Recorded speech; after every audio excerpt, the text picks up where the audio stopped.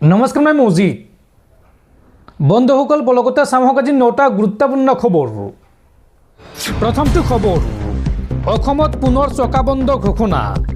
12 ফেব্ৰুৱাৰীত অসমত পুনৰ 24 ঘণ্টীয়া চকাবন্ধ ঘোষণা। স্তব্ধ হৈ পৰিব অসমত যাতায়াত ব্যৱস্থা। মটৰ শ্ৰমিক সংগঠনসমূহৰ যৌথ মঞ্চৰ এই ঘোষণা। 12 ফেব্ৰুৱাৰীত অসমত 24 ঘণ্টীয়া চকাবন্ধ ঘোষণা। এদিনৰ বাবে স্তব্ধ হৈ পৰিব অসমত যাতায়াত ব্যৱস্থা। মটৰ শ্ৰমিক সংগঠনসমূহৰ যৌথ মঞ্চৰ এই ঘোষণা। ইপিনে 12 ফেব্ৰুৱাৰীত সৰ্বভাৰতীয় ধৰ্মঘট কাৰ্যসূচী ঘোষণা কৰা হৈছে। শ্ৰমিকৰ অধিকাৰ আৰু প্ৰাপ্য বিচাৰি ৰূপায়ণ কৰা হ'ব কাৰ্যসূচী। বিজেপি চৰকাৰক এই সন্দৰ্ভত কেইবাটাও দাবী মটৰ শ্ৰমিক সংগঠনৰ। প্ৰথম দাবীটোৱে হৈছে হিট এণ্ড ৰানৰ শাস্তিমূলক আইন বাতিলৰ আহ্বান আৰু লগতে শ্ৰম কোড বাতিলৰ দাবী। ফিটনেছৰ ক্ষেত্ৰত হোৱা সমস্যা সমাধানৰ দাবী। এয়াৰপৰ্ট ৰেলৱে ষ্টেচনৰ পাৰ্কিং মাচুলৰ সমস্যা সমাধানৰ দাবী আৰু 60 বছৰৰ পিছত বাহন চলাব নোৱাৰা মটৰ শ্ৰমিকক পেঞ্চনৰ দাবী। এই দাবীসমূহ মানি নল'লে তীব্ৰ আন্দোলনৰ হুংকাৰ আৰু এই দাবীসমূহ আগত লৈ বা এই দাবীক লৈ অহা 12 ফেব্ৰুৱাৰী তাৰিখে 24 ঘণ্টীয়া চকাবন্ধ ঘোষণা কৰিছে মটৰ শ্ৰমিক সন্থাই। পৰৱৰ্তী খবৰ, অসমত নিষিদ্ধ কৰা হ'ল লাউড স্পীকাৰ। এতিয়াৰ পৰা অনুমতিবিহীনভাৱে উচ্চ প্ৰাবল্যৰ লাউড স্পীকাৰ আৰু মাইক্ৰফোন কোনেও ব্যৱহাৰ কৰিব নোৱাৰিব। নিশা 9 বজাৰ পৰা পুৱা 9 বজালৈকে বজাব নোৱাৰিব উচ্চ প্ৰাবল্যৰ লাউড স্পীকাৰ। উচ্চতৰ মাধ্যমিক আৰু হাইস্কুল শিক্ষান্ত পৰীক্ষাৰ পৰিপ্ৰেক্ষিতত বজালী জিলা প্ৰশাসনে জাৰি কৰিছে এই বিশেষ নিৰ্দেশনা। সমগ্ৰ বজালী জিলাতে কাৰ্যকৰী হ'ব এই নতুন নিয়ম। পৰৱৰ্তী খবৰ, লোকসভাত অপমানিত হ'ল ৰাজ্যিক বিজেপিৰ সভাপতি দিলীপ শইকীয়া। দিলীপ শইকীয়ালৈ কাগজ দলিয়াই নিলম্বিত হ'ল 8 গৰাকী বিৰোধী সাংসদ। লোকসভাত প্ৰাক্তন সেনা প্ৰধানৰ অপ্ৰকাশিত গ্ৰন্থৰ পৰা ৰাহুল গান্ধীয়ে দিয়া উদ্ধতিক লৈ হৈছিল বাক বিতণ্ডা আৰু সেই সময়ত ৰাজ্যিক বিজেপিৰ সভাপতি তথা সাংসদ দিলীপ শইকীয়াই পৰিচালনা কৰি আছিল সদন আৰু সংসদীয় পৰিক্ৰমা মন্ত্ৰীৰ প্ৰস্তাৱত নিলম্বন কৰা হয় এই বিৰোধীৰ আটাইকেইগৰাকী সাংসদক। দৰ্শকসকল আৰু বহুতো গুৰুত্বপূৰ্ণ খবৰ আছে। তাৰ আগতে আপোনাক জনাওঁ যে যদি আপুনি এতিয়ালৈকে এইটো ভিডিঅ'ত লাইক কৰা নাই তেন্তে এতিয়াই ভিডিঅ'টোত লাইক কৰি দিয়ক আৰু এনেকুৱা ধৰণৰ ভিডিঅ'সমূহ নিতৌ চাবলৈ চেনেলটো ছাবস্ক্ৰাইব কৰি কাষত থকা বেল আইকনটো প্ৰেছ কৰি ৰাখক। পৰৱৰ্তী খবৰ, উজনি অসমত আৰম্ভ হৈছে মিয়াখেদা আন্দোলন। উজনি অসমত একাংশ যুৱকে হাতত লাঠি লৈ গাঁৱে গাঁৱে বিচাৰি ফুৰিছে মিয়া আৰু শিৱসাগৰত হাতত লাঠি লৈ মিয়া বিচৰা একাংশ যুৱকক প্ৰত্যাহ্বান বাক সেনা অসমৰ নেতা ইউনুছ তামুলীৰ। ইউনুছ তামুলীয়ে কয় যে 8 ফেব্ৰুৱাৰীত দিনৰ 10 বজাত শিৱসাগৰলৈ 100 মিয়া মানুহ আনি কামত লগাম। যদি কাৰোবাৰ দম আছে কাম বন্ধ কৰি দেখাওক, এই বুলি প্ৰত্যাহ্বান জনাইছে ইউনুছ তামুলীয়ে। উল্লেখযোগ্য যে শিৱসাগৰত জাতীয় সংগ্ৰামী সেনাই চলাইছিল মিয়া বিৰোধী অভিযান।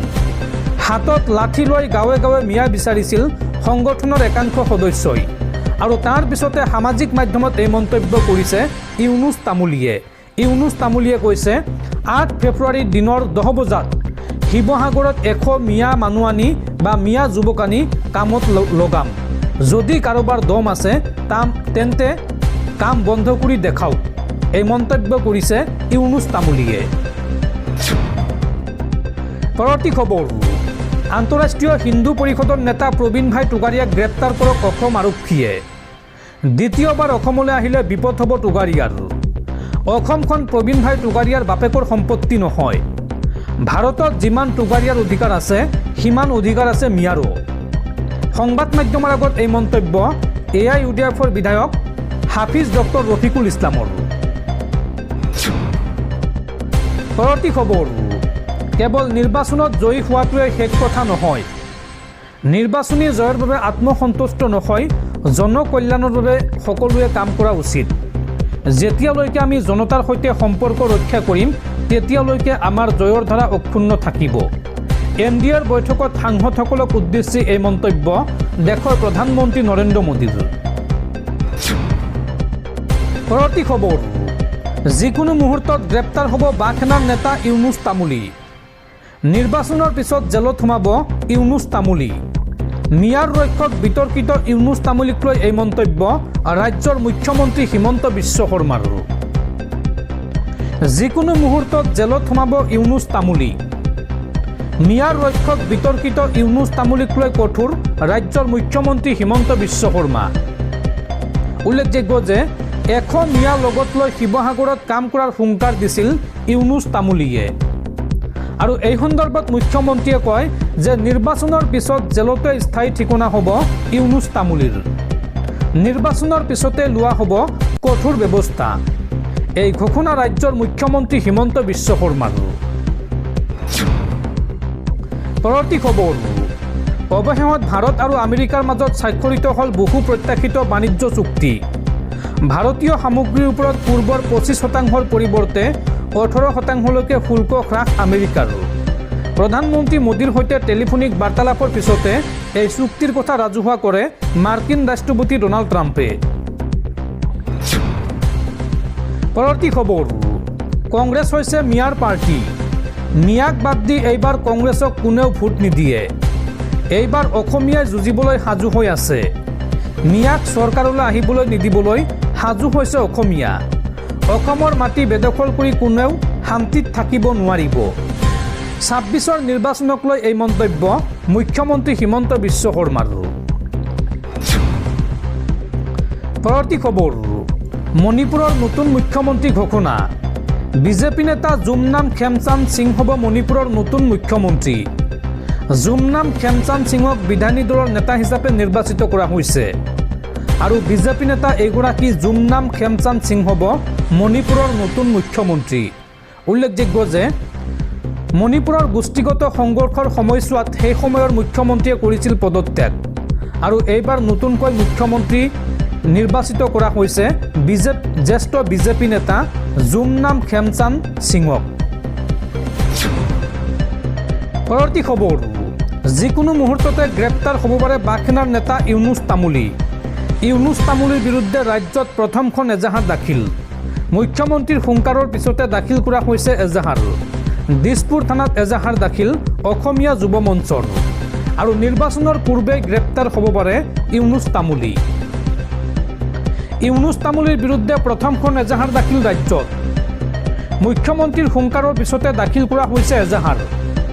দিছপুৰ থানাত এজাহাৰ দাখিল অসমীয়া যুৱ মঞ্চৰ। নিৰ্বাচনৰ পূৰ্বে গ্ৰেপ্তাৰ হ'ব পাৰে ইউনুছ তামুলী। উল্লেখযোগ্য যে নগাঁৱৰ পৰা শ মিয়া যাব উজনিলৈ, এই কথা ঘোষণা কৰিছিল ইউনুছ তামুলীয়ে। আৰু এই খণ্ডত অসমীয়া যুৱ মঞ্চৰ নেতা বৈকুণ্ঠ প্ৰিন্স পাঠকে কয় যে জন্তুৰ নামত কোনোবাই সংগঠন খোলে নেকি? অসম আৰক্ষীয়ে চুচুৰাই ধৰি আনক ইউনুছ তামুলীক। ইউনুছ তামুলীৰ সাহস আছে যদি গুৱাহাটীলৈ আহক, এই বুলি মুকলি প্ৰত্যাহ্বান অসমীয়া যুৱ মঞ্চৰ। পৰৱৰ্তী খবৰ, পুনৰ হুৰাহুৰে কমিছে সোণৰূপৰ দাম। যদি আপুনি সোণৰ বা ৰূপৰ গহনা বনাম বুলি ভাবিছে তেন্তে এয়া আপোনাৰ বাবে সোণালী সুযোগ। চাওঁ আহক আজিৰ দিনটোত কিমান হৈছে সোণৰূপৰ দাম। বিগত কিছুদিনত সোণৰূপৰ মূল্য তীব্ৰভাৱে হ্ৰাস পাইছে। বিগত সপ্তাহত MCXত ৰূপৰ মূল্য প্ৰতি কিলোগ্ৰামত 2,49,713 টকালৈ হ্ৰাস পোৱাৰ বিপৰীতে সোণৰ মূল্য প্ৰতি 10 গ্ৰামত 1,43,321 টকালৈ হ্ৰাস পাইছে। মুঠতে সোণৰূপৰ মূল্য যথেষ্ট হ্ৰাস পাইছে। 2026 বৰ্ষৰ বাজেটৰ পিছত সোমবাৰে যেতিয়া পুনৰ ব্যৱসায় আৰম্ভ হয় তেতিয়া ৰূপৰ মূল্য পূৰ্বৰ 2,65,652 টকাৰ পৰা 2,49,713 টকালৈ হ্ৰাস পায় বা প্ৰতি কিলোগ্ৰামত 15,943 টকা পৰ্যন্ত হ্ৰাস পায়। ইফালে 10 গ্ৰাম 24 কেৰেট সোণৰ দাম 1,47,753 টকাৰ পৰা সোণৰ মূল্য 1,43,321 টকালৈ হ্ৰাস পাইছে। অৰ্থাৎ 24 কেৰেট 10 গ্ৰাম সোণৰ মূল্য 4,432 টকা পৰ্যন্ত হ্ৰাস পাইছে। ভাৰতত যোৱা 2-3 দিনত সোণৰূপৰ দাম তীব্ৰভাৱে হ্ৰাস পোৱাৰ ফলত ক্ৰয় বৃদ্ধি পাইছে। বহু ক্ৰেতাই পুনৰ দাম বৃদ্ধি হোৱাৰ আশংকাত অধিক ক্ৰয় কৰিবলৈ খৰখেদা কৰিছে।